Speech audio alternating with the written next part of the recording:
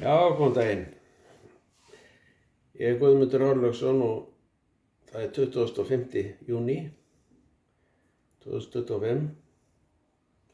Það er langt síðan ég hef verið með svona ferðablogg eða svona smá innskott og mér langaði einhvern veginn að tala núna það að láta drauma sína rætast og lifa drauma sína í sambandi við ferðalög. Við höfum öll misjafnar langanir til lífsins og það er misjafnt hvað fólk dreymir Flestir hafa nú einhverja svona drauma, hvað þeir langar til að gera í lífinu.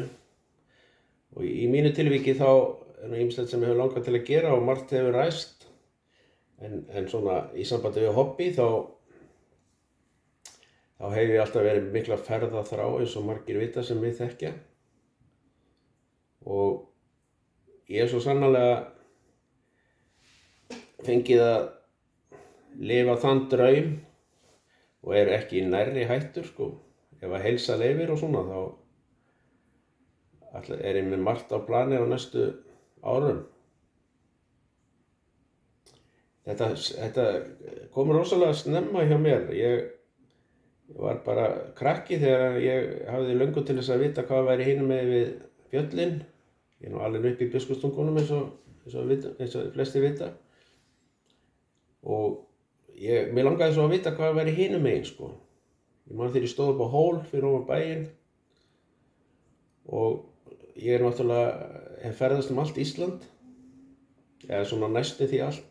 Ég hef ekki komið á Hornstrandir reyndar, það er eina sem ég hef ekki, einn af fáum stöðum sem ég ekki komið á. Og árum saman þá ferðaðist ég Ísland. Ég byrjaði ekki að fara til útlanda fyrr en þegar ég var 23 ára. Ég eyddi æskuárum mínum í sökk og svínarí, svo það sé bara sagt eins og það er. En náði að hætta því, að komast frá því með hjálp, fór í áfengismeðferð og hætti allri neyslu, bæði áfengi og öðrum vímuefnum sem ég hafði neytt. Og það gjörbreytti öllu. Og í rauninni bjargaði mínu lífi og ég er óvandalega þakkláttur fyrir það, sannlega bara það besta sem ég hef gert í lífinu. Það var að hætta því og snúa við blaðinu.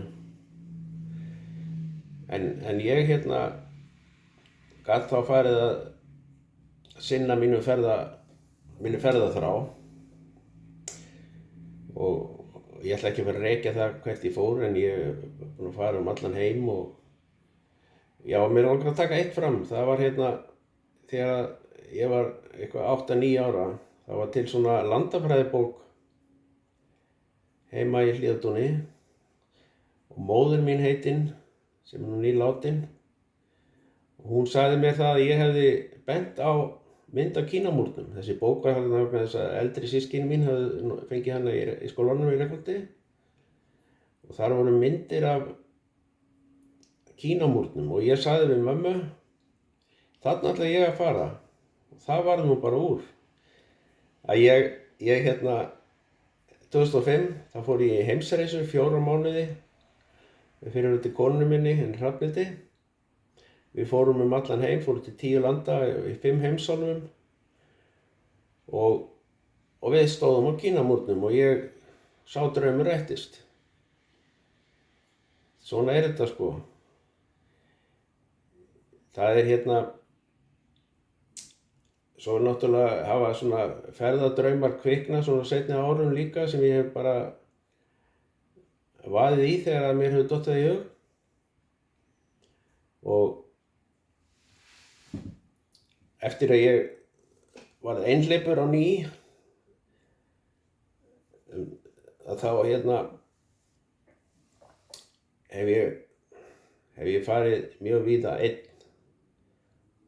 og til landa sem kannski er ekki svona dæmigerð lönd en mig hefur dreymt eins og lönd í Afríku og Suðaustur Asíu og fleira, líka hérna í Evrópu. Þetta er búið að vera bara skemmtilegt sko. Og ég verð nú bara að segja það alveg eins og er, að ég vil frekar sem sagt, láta drauma mína rætast ferðalög og vaða bara í það heldur en að sleppa því og þora því ekki sko. Ég vissulega þetta svolítið, getur verið svona áhætta á köflum en ekki þannig samt sko.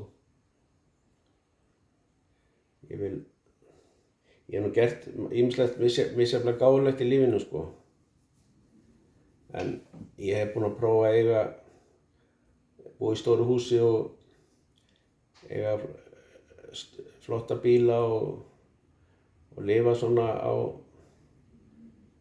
í þessu efnishyggjunni og ég ekkert að gera lítið úr því sko. Það ágætt líka og ég ber alveg fullar virðingu fyrir þeim sem eru þar.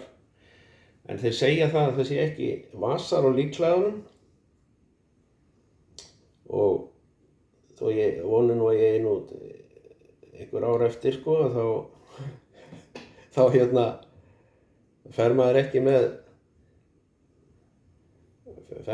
með þetta efnislega með sér þegar tíminn kemur, hvenær sem það verður nú, það veit enginn. Og gott að geta hvatt þetta líf bara sáttur og hafa gert það sem hann langaði til í staðinn fyrir að vera með kannski einhverja svona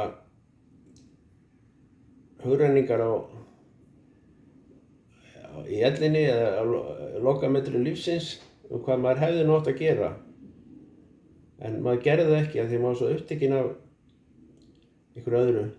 Þetta maður raunverulega hjartað vildi sko. Þetta nú bara svona fabuleringar. Ég hef allavega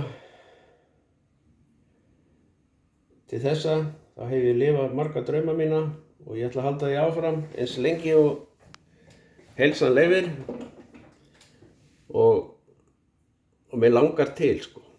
Ég í smá pásu núna.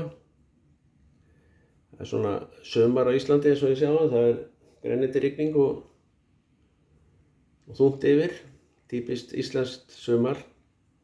Og ég ætla ekki að vera neitt neikvæð með það, ég veist yndislega oft sumrin hérna á Íslandi. Ég ætla að láta bara gott heita núna og segja að lokum, láti draumana rætast og gera eitthvað skemmtilegt.